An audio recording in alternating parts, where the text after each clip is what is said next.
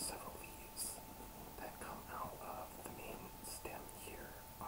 This particular type of plant does not have what's called a true stem. It just has a kind of tissue center here that these major leaves grow from and then stem out of. So just a couple basics about this plant. It is called a Phalaenopsis orchid.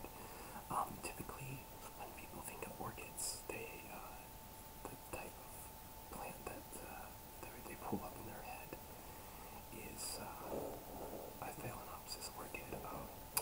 Orchids actually get kind of a reputation for being very finicky plants, which isn't exactly true at all, really.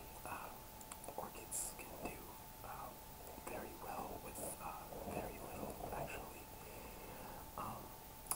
People just tend to overwater them and that kind of thing, and that's what gets them in trouble.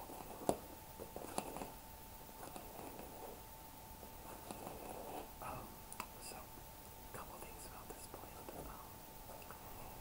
It, as you can see, is in this substance here. Take it over here and let you see it.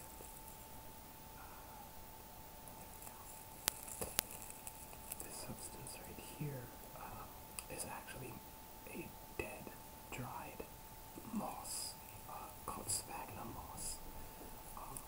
Orchids are typically put in this media because it holds water really well, and you can typically tell when your orchid needs water because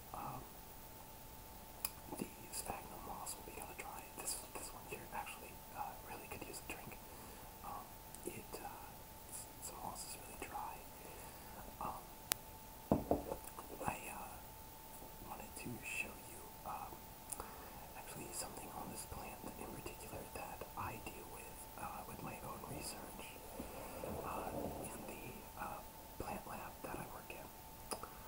You will notice right here some discoloration.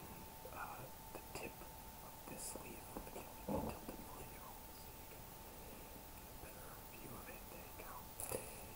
You'll notice that this leaf has a dead tip on it.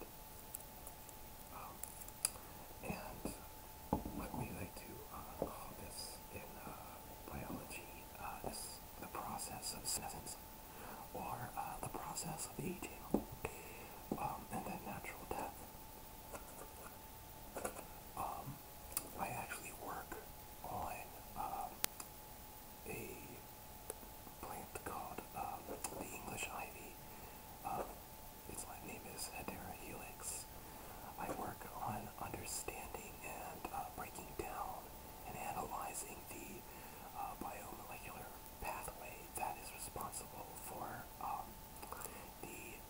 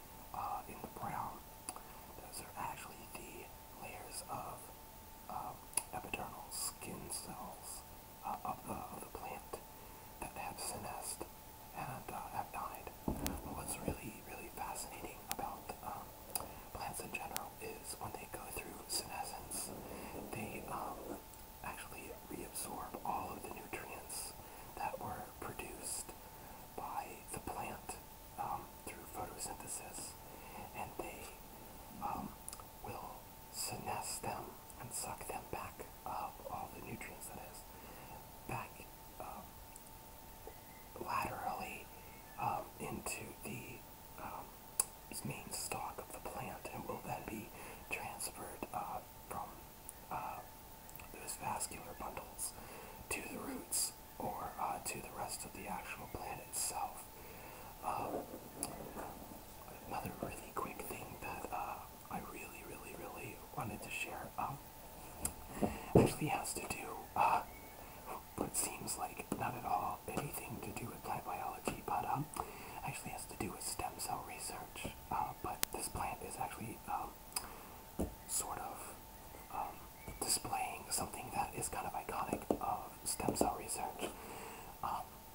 What I'm talking about here is in stem cell research in biology, embryonic stem cells are harvested that do not display what we like to call a cellular fate yet.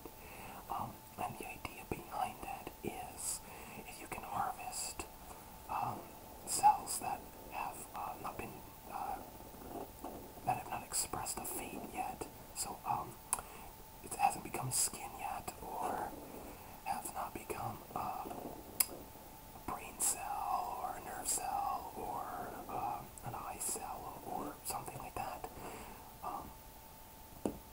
You can actually take these stem cells that are premature and you can inject or expose them to a particular type of hormone that will force them to become a different type of cell. They will be forced to express a different type of cellular fate. So we could actually, in theory, take a stem cell of a embryo, or technically you can take them from adult skin, and you can take them from bone marrow, but that's a whole different ball game there. And you can force them to become, a new part of a brain in somebody who has Alzheimer's or something like that. But what's so cool about this plant is you'll notice this little thing right here. I'm trying to get a good picture of it for you guys. You'll see here that it sort of stems out from the base of the plant, and it kind of curves over, and it's forming what looks to be a leaf. What's actually fascinating is these plants actually have stem cells in them at all times. Humans do as well, but they're very small amounts and they're very hard to harvest as the person gets older.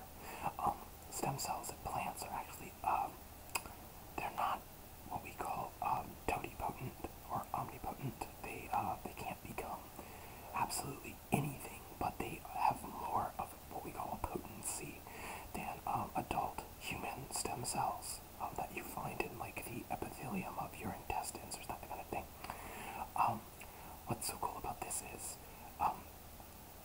this little straight part here started to become a stalk, or what we call a spike, that the flowers of the Phalaenopsis were going to bud out of. But because this is actually my mom's orchid, and she doesn't really know a thing about plant biology, so she kind of put it in an environment that the plant didn't actually like. So instead of achieving reproductive maturity and sending out blooms, the plant actually used its what we call meristems, or stem cells, to instead become a new leaf bud. And this will now grow leaves instead of flowers, because it's trying to absorb more sunlight and get more nutrients, because it's not healthy enough for reproduction. So it actually changed the fate of its cells and what it was trying to do. And what's so fascinating is it does all of that, without even having a central nervous system or a brain. So I find that incredibly fascinating, and I think there's a lot of research to be done that might be able to be extrapolated to human biology sometime, in the future. So that's kind of this orchid in a nutshell. I hope this was